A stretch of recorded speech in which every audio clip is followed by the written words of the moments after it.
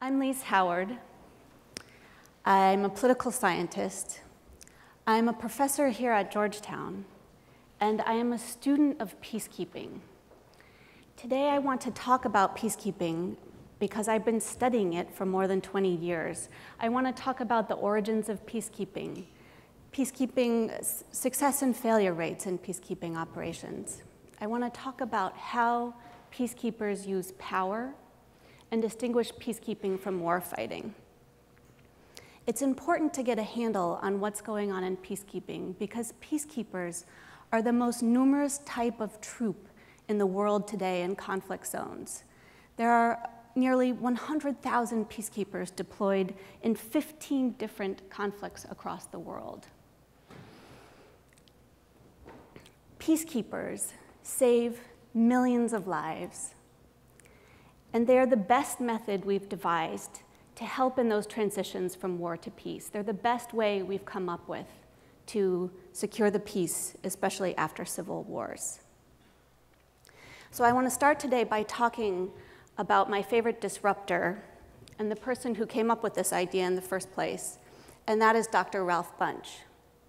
Dr. Bunche led an extraordinary life. He was active in the American Civil Rights Movement. He was active in the world movement to decolonize.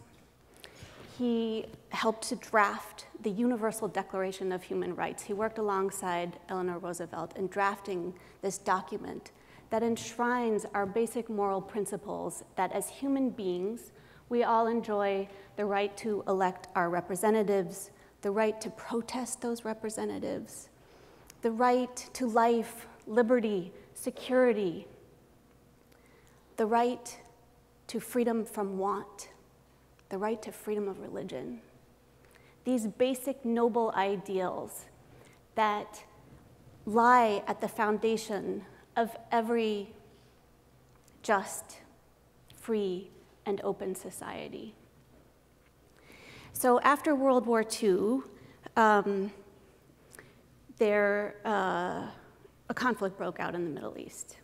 At the founding of Israel, Israel was at war with its neighbors. And they asked Dr. Bunche to mediate this conflict in the Middle East. In the course of those mediations, he came up with this crazy idea of using soldiers not to fight a war, but to help secure the peace. So in the course of mediating, it became very clear that none of the warring parties was going to sign on to a peace deal unless there was some kind of third party, that would help make sure that everybody was living up to what they'd signed up to in the peace deal. And so in the course of these negotiations, they realized that this force would have to be impartial so that everybody would agree that they could deploy and monitor the ceasefire lines. That the force would deploy with the consent of all the warring factions, and also that these troops would promise to use force only in self-defense, that they would not use force. Now, for this peace deal, Dr. Bunche won the Nobel Peace Prize in 1950. And these three principles that came out of this event, impartiality, consent, and the non-use of force, those remain the founding principles of peacekeeping today, nearly 70 years later. Now, as a social scientist, I like to think about measuring things. That's what we do. We try to think about success and failure and how to measure success and failure. Some of my colleagues have come up with measurements for how to evaluate peacekeepers while they're deployed in the field. And they've demonstrated that when peacekeepers are present in the midst of conflict, they correlate with a lot of things you would like to see. They correlate with fewer civilian casualties, with fewer battle deaths, of military deaths. Somehow they correlate with a geographic contraction of the conflict. In my own work, I'm measuring peacekeeping differently. I'm looking at the big, multidimensional missions in civil wars. These are these big missions that try to help in the transition from war to peace. They help in reconstituting the political, social, economic, and legal institutions of the state to make sure that the state moves away from violence toward peace. Now, since the end of the Cold War, the UN has completed 15 of these big multidimensional missions. And of those 15, the UN has successfully completed its mandate in 10 places in all of these countries. It's not to say that every one of these countries is a model democracy today, but I will say that even after the peacekeepers left, not one has returned to full-scale civil war in the way that the place was experiencing war before the peacekeepers arrived. So just to give a sense of where all these countries are, we have El Salvador and Guatemala in Central America, Namibia, Mozambique, Burundi, Sierra Leone, Cote d'Ivoire in Africa, Croatia, in the Eastern Slavonian region of Croatia in Europe, Cambodia, and East Timor. So these missions have successfully implemented their mandates in many regions of the world. And I just want to point out that of these 10, we had co-deployed in 4 missions actual military forces. We had NATO co-deployed alongside the UN peacekeepers in Eastern Slavonia, an Australian-led coalition of the willing in Timor-Leste, British special forces in Sierra Leone, and in Cote d'Ivoire we had French troops alongside the peacekeepers. And this division of labor worked in those cases. Now, alongside all of these cases of success, we have the 4 devastating failures. And if you know anything about peacekeeping, you've probably heard about these. Starting in Somalia, Angola didn't get as much press, even though it should have. Rwanda and the genocide in Bosnia. During these terrible tragedies, peacekeepers watched while the slaughter occurred, and no other militaries intervened to halt the conflict. From this time, people started saying, maybe peacekeepers should get a little tougher. Maybe they should become more robust. Maybe we should give peacekeepers the mandate to use force. And as I've demonstrated in a forthcoming article with my co-author, Anjali Dayal, we have shown that all peacekeeping mandates, the complex mandates, now have the mandate to use force. And peacekeeping's not going very well in many places. We have our most recent, our 15th mission that recently concluded in Haiti. And I don't know which column that one's going to fall into, but I do know that peacekeepers brought cholera to Haiti, and that in Haiti and elsewhere, peacekeepers have committed sexual exploitation and abuse. And sometimes in the course of fulfilling these robust mandates, they have killed some of the very people they were sent to protect. Peacekeepers make wrong choices because they are human. But because they are peacekeepers, they have to be held to a very high standard of accountability. And we don't have the standards and accountability measures that we need.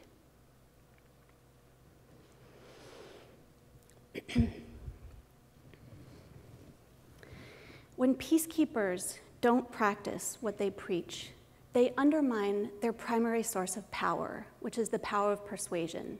So I'm suggesting now that peacekeepers use persuasion to accomplish their goals. As a political scientist, we like to talk about power. Power is the ability to get somebody to do something they otherwise wouldn't do. And I think of power as being operative in 3 basic ways.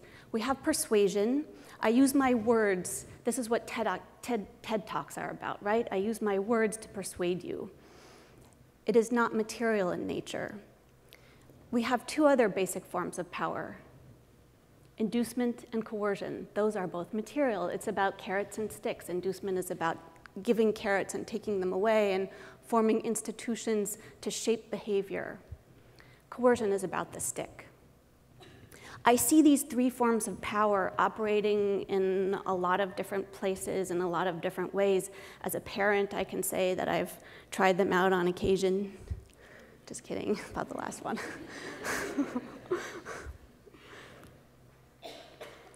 Peacekeepers, when they're most effective, exercise persuasion. They have these big information and education campaigns where they try to convey the basic messages in the Universal Declaration of Human Rights. They mediate disputes before they escalate into violence. They use their powers of persuasion to keep the peace. They also induce by providing things that people need when they're recovering from a civil war: veterinary assistance, health assistance, dental assistance. And they try to reconstruct those basic institutions of the state. They don't do it themselves. They help people figure out how to construct institutions. And then there's coercion. Peacekeepers sort of use coercion and they sort of don't. And it's a little hard to get a handle on exactly what they're doing. So I'm relying now on my colleague Robert Art's typology of military power. He and other military theorists have argued that there are four basic types of military power. We have compellence, which is about the kinetic use of force. Think what we're doing now to defeat ISIS. There's defense. I defend against someone's attack. There's deterrence, when you try to prevent an outbreak of violence from the very beginning. That requires a second strike capacity. And then there's swagger. And swagger is a little hard to understand. Swagger is a little more about persuasion. So I'm going to use some pictures now from my field research in the Central African Republic to illustrate what I'm talking about now. In the Central African Republic, peacekeepers were co-deployed alongside a French military operation, and that French force, the stabilization force, exercised compellence to achieve their goals. They deployed in 2013, and indeed they stabilized the Central African Republic to restore order, drawing mainly on the power of compellence. Now, in contrast, peacekeepers have been using other forms of military power. Peacekeepers, in this case, they look very different. Actually, in all cases, they look very different from warfighting troops. Peacekeepers patrol in white vehicles. They wear blue hats and blue helmets to signal that they're not there to hide or to fight. In this instance, they're defending the parliamentary building, and they're probably exercising some measure of deterrence. Here again is an example of peacekeepers both exercising defense and a little bit of deterrence. And then there's swagger. Swagger is about making yourself feel strong. It's about looking strong. Here we have, this is in the countryside in the Central African Republic, we see mangoes on the ground because none of the factories are working and the farms aren't working to harvest and process the mangoes. We have peacekeepers patrolling in a white vehicle, which signals their humanitarian mission, with an anti-aircraft gun bolted to the back of the pickup truck. And the guys were saying that if they tried to fire, so this is in a conflict where no one is fighting in the air. There aren't any planes in the air. Nobody has that kind of capacity. Nevertheless, they're patrolling with an anti-aircraft gun. The guys were saying that if they tried to fire that gun horizontally, it might knock over the truck. So what are they doing? What is this? This, in my mind, is an instance of swagger. They're trying to feel and look tough. And indeed, we do that in a variety of settings. But most of what peacekeepers are doing is engaging in persuasion. They're practicing persuasion.